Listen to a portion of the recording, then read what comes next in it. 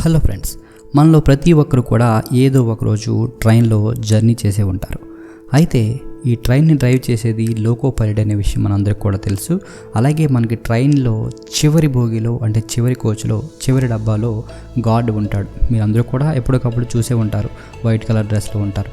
Day time అయితే green colour జెండా ఊపుతూ, నైట్ టైం అయితే గ్రీన్ కలర్ లైట్ చూపిస్తూ కనిపిస్తూ ఉంటారు. సో ఈ ట్రైన్ మొత్తానికి ఇన్ఛార్జ్ గార్డే అనమాట. So in charge of the train guard అనమాట. సో ఒకవేళ ట్రైన్ ఎక్కడైనా ఆగినా, లోడింగ్ అన్లోడింగ్ అయిందా, పాసెంజర్స్ ఎక్కడం దిగడం కంప్లీట్ అయిందా, ఇలాంటివన్నీ కూడా అతను చూస్తారు. ట్రైన్ ఎక్కడైనా ఆగితే ఎంతసేపు ఆగింది, ఎందుకు లేట్ అయింది, ఇలాంటి విషయాలన్నీ కూడా అతను నోట్ చేయాల్సి ఉంటుందన్నమాట. అలాగే మరి ఒక స్టేషన్లో సిగ్నల్ ఇచ్చినా కూడా ముందుగా లోకో పైలట్ స్టార్ట్ అయిపోరు డైరెక్ట్గా. ముందుగా గార్డ్ అనేది అంతా చూసుకొని పాసెంజర్స్ ఎక్కడం దిగడం అయిపోయిన తర్వాత వాకీ టాకీలో విజిలేసి, డే టైం అయితే గ్రీన్ కలర్ జెండా ఊపి, నైట్ టైం అయితే గ్రీన్ కలర్ లైట్ చూపించడం జరుగుతుంది లోకో పైలట్తో. లెఫ్ట్ సైడ్ అయితే లోకో పైలట్కి, రైట్ సైడ్ అయితే అస్టే లోకో పైలట్కి, ప్లాట్ఫామ్ ఎయిట్ సైడ్ ఉంటే అటువైపు అనమాట చూపించడం జరుగుతుంది. ఆ తర్వాత సిగ్నల్ చూసుకొని లోకో పైలట్ అయితే ట్రైన్ని స్టార్ట్ చేస్తారనమాట. So without gourd permission train అనేది స్టార్ట్ అవ్వడం అవ్వదు. ఓకే ఫ్రెండ్స్, అయితే గార్డ్ ఇంపార్టెన్స్ చాలా ఉందన్నమాట ఈ ట్రైన్లో. అయితే ఇప్పుడు గూడ్స్లో అయితే మరి చాలా ట్రైన్స్ వితౌట్ గార్డ్ కూడా రన్ చేస్తున్నారు డే టైము చాలా చోట్ల.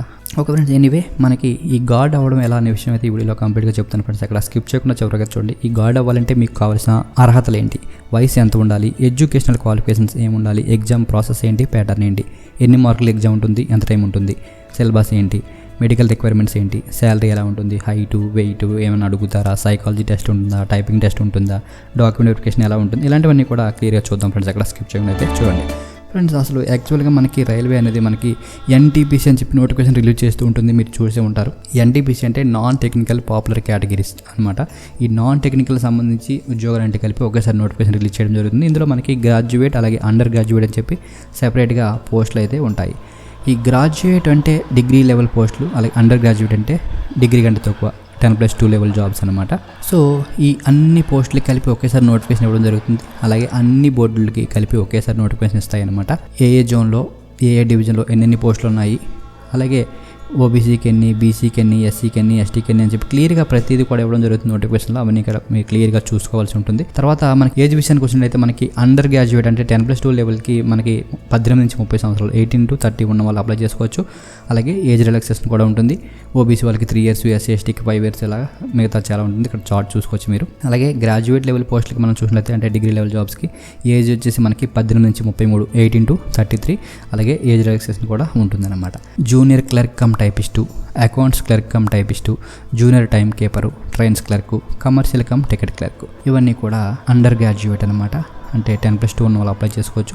ఇక్కడ మనకి పే చూసినట్లయితే ఇనీషియల్ పే ఇక్కడ చూడండి క్లియర్గా ఇచ్చారు. అలాగే వీటితో పాటు అలవెన్స్ అన్నీ కూడా ఉంటాయి. తర్వాత మెడికల్ స్టాండర్డ్స్ చూసినట్లయితే మనకి ఇక్కడ ఒక్కొక్క దానికి ఒకటి ఉంది, C2, A3, B2 అని. దీని గురించి కూడా మనం ముందు తెలుసుకుందాం. తర్వాత వేకెన్సీస్ ఎన్ని ఉన్నాయని చెప్పి క్లియర్గా ఇవ్వడం జరుగుతుంది నోటిఫికేషన్లోనే. మీరు అవి ముందుగానే చూసుకోవాలి. ఏ బోర్డులో ఎన్నెన్ని ఉన్నాయి, మీరు ఏ బోర్డుకి అప్లై చేయాలనుకుంటున్నారో చూసుకోవాలి క్లియర్గా. ఎందుకంటే మీరు ఏదో ఒక బోర్డుకి మాత్రం అప్లై చేయడానికి వీలవుతుంది. సో ఏ బోర్డులో ఎక్కువ ఉన్నాయి, మీకు కావాల్సిన జాబ్స్ ఎక్కువ ఎక్కడ ఉన్నాయి అన్నీ చూసుకొని మీరు అప్లై చేయాల్సి ఉంటుంది.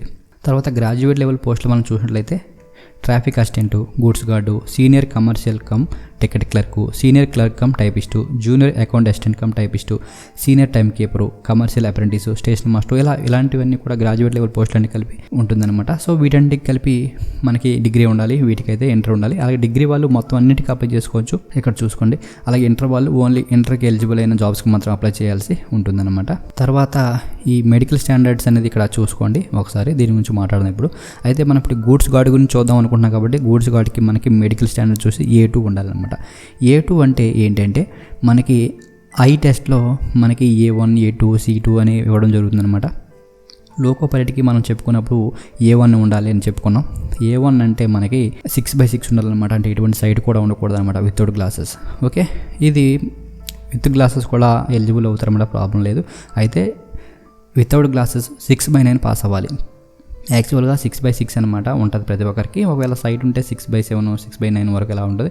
సో 6/9 వరకు కూడా వీళ్ళు అలౌ చేస్తారనమాట దీనికి A2 అంటే. అలాగే నీర్ విజన్ అనేది 0.6 ఉండాలి వితౌట్ గ్లాసెస్, అది కూడా. తర్వాత colour vision test, binocular test, తర్వాత నైట్ విజను, మయోపిక్ విజన్, ఇవన్నీ కూడా పాస్ అవ్వాలి. ఇది A2. తర్వాత A3కి ఇక్కడ చూడండి 6/9 ఇవి కూడా 0.6. B2కు మాత్రం 6/9 6/12 కూడా వీళ్ళు అలౌ చేస్తున్నారనమాట. అలాగే విత్ గ్లాసెస్ వితౌట్ గ్లాసెస్ ఏదైనా పర్వాలేదు, అంటే గ్లాసెస్ ఉన్నా కూడా ప్రాబ్లం లేదనమాట. తర్వాత నీర్ విజన్. తర్వాత C2 అయితే ఇక్కడ చూడండి 6/12 వరకు కూడా అలౌ చేస్తారనమాట. ఈ విధంగా ఉంటాయి. సో మీరు ఏ పోస్ట్కి అప్లై చేస్తున్నారో మరి అవి చూసుకోవాలన్నమాట. అయితే ఇక్కడ సెపరేట్గా ఒక పోస్ట్కి అప్లై చేయాలని ఏమీ లేదు. సో ఇక్కడ అన్ని పోస్టులు కలిపి ఒకే అప్లికేషన్ ఉంటుంది. సో మీరు ప్రిఫరెన్స్ ఇవ్వాల్సి ఉంటుంది అనమాట. సో డిగ్రీ అనుకోండి మీరు క్వాలిఫై, మొత్తం అన్నింటికి అప్లై చేస్తారు. అయితే మీరు అందులో స్టార్టింగ్ మీకు నచ్చింది ఇచ్చుకుంటారనమాట. ట్రాఫిక్ అసిస్టెంట్ అని, స్టేషన్ మాస్టర్ అని, తర్వాత గూడ్స్ గార్డ్ అని ఇలా ఇచ్చుకుంటారనమాట. సో ఆప్షన్స్ ప్రిఫరెన్స్ అనేది మీ ఇష్టం. ఇంటర్వల్ అయితే వీటికి మాత్రం ఇచ్చుకుంటారు. సో డిగ్రీ వాళ్ళు ఎలా ఇచ్చుకోవచ్చు. అయితే మీ వచ్చిన మెరిట్ని బట్టి మీకు ఇచ్చిన ప్రిఫరెన్స్లో ఆర్డర్లో ఏ జాబ్ ఉంటే అది వస్తుందన్నమాట. ఓకే, ఈ విధంగా మీరు చూసుకోవాలి. మరి ఇంటర్ ఉంటే 5 జాబులు, తర్వాత డిగ్రీ ఉంటే ఈ కింద 8 జాబులకి అయితే ఉంది ఈ నోటిఫికేషన్లో. అలా మీరైతే క్లియర్గా చెక్ చేసుకోవాలి. ఓకే ఫ్రెండ్స్, ఇప్పటివరకు మనకి ఏజ్ అయిపోయింది, ఎడ్యుకేషన్ క్వాలిఫికేషన్ అయిపోయింది, మెడికల్ గురించి అయిపోయింది. మెడికల్లో అంటే మిగతా అన్నీ కూడా నార్మల్గా మీరు మెడికల్ టెస్ట్కి వెళ్ళినప్పుడు యూరిన్ టెస్టు, ఎక్స్రే ఇలాంటి టెస్టులన్నీ కూడా కామన్, బ్లడ్ టెస్ట్ ఇవన్నీ అవి ప్రాబ్లం ఏం కాదు. అయితే ఇక్కడ మెయిన్ విజువల్ యాక్టివిటీ అనమాట. అంటే ఈ వితౌట్ గ్లాసెస్తో మరి ఈ 6/9 విత్ గ్లాసెస్తో ఇవన్నీ ఉన్నాయి కదా, ఈ టెస్ట్లో అనేది మెయిన్గా పాస్ అవ్వాల్సి ఉంటుంది. అయితే ఇవి స్టార్టింగ్ ఏం కాదు, ఎగ్జామ్స్ అన్నీ అయిపోయాక. సో ముందుగా మీరు ఇవన్నీ చూసుకుంటే అప్లై చేసే ముందు మీకు టైం సేవ్ అవుతుంది అంతే, మరి ఏం కాదు. ఓకే ఫ్రెండ్స్, ఇవన్నీ చూసుకున్న తర్వాత నోటిఫికేషన్ మీరు ఎక్కడైతే అప్లై చేయాలనుకుంటున్నారో అప్లై చేసుకుంటారు. ఓకే ఫ్రెండ్స్, ఇక ఎగ్జామినేషన్ ఫీ విషయానికి వచ్చినట్లయితే నోటిఫికేషన్లో క్లియర్గా ఇస్తారు. అప్పుడు ఎంత ఉంటే అంత పే చేయాల్సి ఉంటుంది, ప్రతిసారి మారిపోతుంటుంది. సో ఇది లాస్ట్ టైంది, ఓకే వదిలేండి. తర్వాత మనకి ఈ నోటిఫికేషన్కి మీరు అన్నీ చూసుకొని ప్రిఫరెన్స్ ఇచ్చుకొని క్లియర్గా అప్లై చేసుకుంటారు. అప్లై చేసుకున్న తర్వాత అందరికీ కూడా ముందుగా CBT 1 అనేది ఉంటుందన్నమాట. CBT 1 అంటే కంప్యూటర్ బేస్డ్ టెస్ట్ అనమాట. CBT 1 అనేది ఇందులో ఉన్న అన్ని పోస్టులకి కూడా, ఈ NTPCలో అన్ని పోస్టులకు కూడా ఒకే ఎగ్జామ్ అనమాట, కామన్గా ఉంటుంది. CBT 1 క్వాలిఫై అయిన తర్వాత CBT 2 అనేది సెపరేట్గా ఉంటుంది. ఓకే ఫ్రెండ్స్, ఈ కామన్గా ఉన్న CBT 1 అనేది 90 మినిట్స్ టైం ఉంటుంది. ఇందులో 100 క్వశ్చన్స్ ఉంటాయి. 40 general awareness, mathematics 30, general intelligence and reasoning 30. అయితే PWD క్యాండిడేట్స్కి మాత్రం 120 మినిట్స్ అయితే ఉంటుంది. దీంట్లో సిలబస్ సేమ్ అనమాట. మరి mathematics, general intelligence and reasoning, general awareness. అలాగే CBT 2 కూడా ఉంటుంది. CBT 2 అయితే మనకి 90 మినిట్స్ టైంలో 120 క్వశ్చన్స్ అయితే ఉంటాయి. ఇందులో general awareness 50, mathematics 35, intelligence and reasoning 35 అనమాట. ఇందులో కూడా మనకి PWD క్యాండిడేట్స్కి 120 మినిట్స్ అయితే టైం అయితే ఉంటుంది. ఓకే ఫ్రెండ్స్, ఇవి CBT 1 అండ్ CBT 2 అనమాట. CBT 1 క్వాలిఫై అయిన తర్వాత CBT 2 అనేది సెపరేట్గా ఉంటుంది.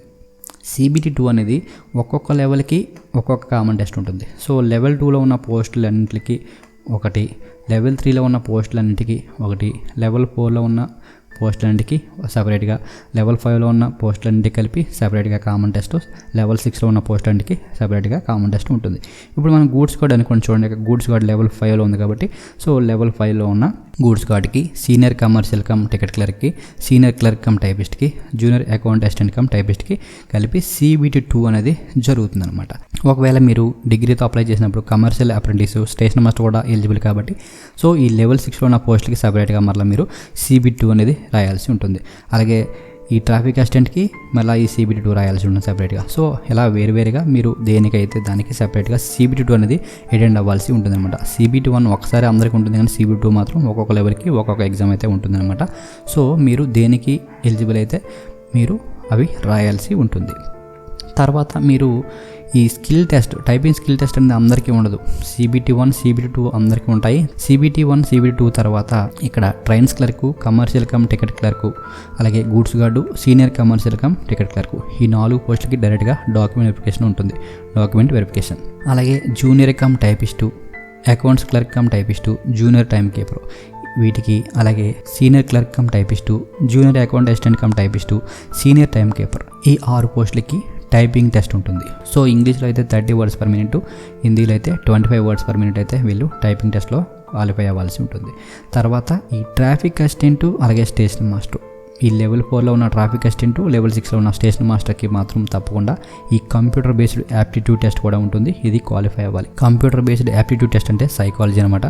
ఇప్పుడు ALP గురించి ఆల్రెడీ చెప్పుకున్నాం కదా, అలాగే ఉంటుందన్నమాట. సో ఇది కూడా వీళ్ళు క్వాలిఫై అయితే అవ్వాలి. సో ఈ computer based aptitude test batteries అవి ఉంటాయి, సెపరేట్ ఎగ్జామ్ ఉంటుంది.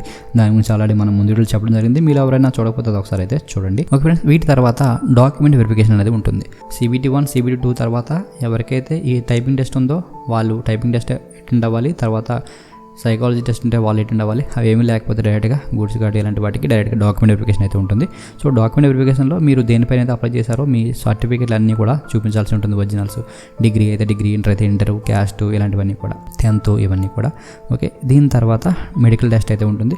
మెడికల్ ఆల్రెడీ చెప్పుకున్నాం కదా, మెడికల్లో నార్మల్గా blood test, x ray, urine test అన్నీ కూడా క్లియర్గా చూస్తారు. అన్నీ బాగున్నాయి లేవంటే నార్మల్గా అది పెద్ద ప్రాబ్లం ఏం కాదు. ఐ మెడికల్ మాత్రం బాగానే చూస్తారు, దానికి తగ్గట్టు స్టాండర్డ్స్ కరెక్ట్గా ఉన్నాయి లేదండి. ఓకే, మెడికల్ కూడా అయిపోయి తర్వాత మెరిట్ లిస్ట్లో ఉంటే మీరు డైరెక్ట్గా మీరు ఇచ్చిన ప్రిఫరెన్స్ ఆధారంగా, మీకు వచ్చిన మెరిట్ ఆధారంగా ఏదో ఒక జాబ్ అయితే రావడం జరుగుతుంది అనమాట. సో వచ్చిన తర్వాత ట్రైనింగ్ ఉంటుంది. ట్రైనింగ్ తర్వాత డైరెక్ట్గా పోస్టింగ్ అయితే ఇస్తారు. ఓకే ఫ్రెండ్స్, ఈ విధంగా అయితే ఉంటుంది ప్రాసెస్ మొత్తం. ఇందులో మీకు గార్డ్ జాబ్ వచ్చింది అనుకోండి, మరి గార్డ్ జాబ్ ముందుగా ట్రైనింగ్ ఇచ్చి తర్వాత గూడ్స్ ట్రైనర్కి పోస్టింగ్ ఇస్తారన్నమాట ఏదో ఒక చోట. తర్వాత సీనియర్ గూడ్స్ గార్డ్ అవుతారు. తర్వాత పాసెంజర్స్కి, మెయిల్స్కి, ఎక్స్ప్రెసెస్కి వెళ్తారనమాట. ఈ విధంగా అయితే ఉంటుంది మనకి ఈ ఎన్టీపీసీలో సెలెక్షన్ అనేది. మీకు ఒకవేళ గార్డ్ అయితే గార్డు, లేదా ఏదైనా జాబ్ వస్తే ఏదైనా ప్రాసెస్ ఒకటి. ఫ్రెండ్స్, ఇక శాలరీ విషయానికి వచ్చినట్లయితే మనకి ఇక్కడ ఇనీషియల్ పే చూడండి, మీకు ఇది బేసిక్ పే అనమాట. ఇక్కడ అన్ని క్లియర్గా చూడండి. సో లెవెల్ 6లో ఉన్న పోస్టులన్నిటికి ముందుగా ఎక్కువగా ఉంటుంది, తర్వాత లెవెల్ 5కి ఇంకా తగ్గుతుంది, అలా లెవెల్ 4కి తగ్గుతుంది అనమాట. ఇక్కడ మనం గూడ్స్ కార్డ్ చూసినట్లయితే లెవెల్ 5లో ఉంది 29,200 అనమాట. సో దీంతో పాటుగా ఇది బేసిక్ పే మాత్రమే. దీంతో పాటుగా డిఆర్ఎస్ అలవెన్స్ డిఏ ఉంటుంది, తర్వాత ట్రాన్స్పోర్ట్ అలవెన్స్ డిఏ ఉంటుంది, హెచ్ఆర్ఈ అవుట్సైడ్ అలవెన్స్ ఉంటుంది, తర్వాత వీళ్ళు తిరిగే మైలేజ్ కిలోమీటర్ బట్టి కిలోమీటర్ అలవెన్స్ ఉంటుంది, నైట్ డ్యూటీలు బట్టి నైట్ డ్యూటీ అలవెన్స్ ఉంటుంది, తర్వాత ఓవర్ టైం బట్టి ఓటీ ఉంటుంది. ఇలా ఇవన్నీ కలుపుకొని 40 నుంచి 50,000 మధ్యలో వీళ్ళకి స్టార్టింగే రావడం జరుగుతుంది. అలాగే వీళ్ళు చాలా తొందరగా, చాలా తక్కువ టైంలోనే 1 lakh శాలరీ అయితే క్రాస్ చేస్తారనమాట. అయితే మీరు ఈ ఎన్టీపీసీలో అప్లై చేసే ముందుగా ఈ లెవెల్ 6 ఉన్న పోస్ట్ని ప్రిఫరెన్స్ ఇస్తారు ముందుగా, ఎందుకంటే ఇవి హైయర్ లెవెల్ జాబ్స్ కాబట్టి. కమర్షియల్ అప్రెంటిస్, స్టేషన్ మాస్టర్ ఇవన్నీ ఈ విధంగా. తర్వాత లెవెల్ 5, తర్వాత లెవెల్ 4 ఈ విధంగా ఇచ్చుకుంటారు. అవి మీ ఇష్టం అనమాట. అయితే ఈ ఎన్టీపీసీ సంబంధించి ప్రాసెస్ అయితే సేమ్ అనమాట, అన్నిటి కూడా సేమ్. ముందుగా మీరు మీ క్వాలిఫికేషన్ తగ్గట్టు అప్లై చేసుకుంటారు, ప్రిఫరెన్సెస్ ఇచ్చి. తర్వాత CBT1, తర్వాత మెరిట్ ఉంటే CBT2, తర్వాత మరి దేనికైతే ఈ స్కిల్ టెస్ట్, టైపింగ్ టెస్ట్ ఉంటుందో దానికైతే టైపింగ్ టెస్ట్ అటెండ్ అవుతారు. తర్వాత సైకాలజీ టెస్ట్ ఉంటే సైకాలజీ అటెండ్ అవుతారు.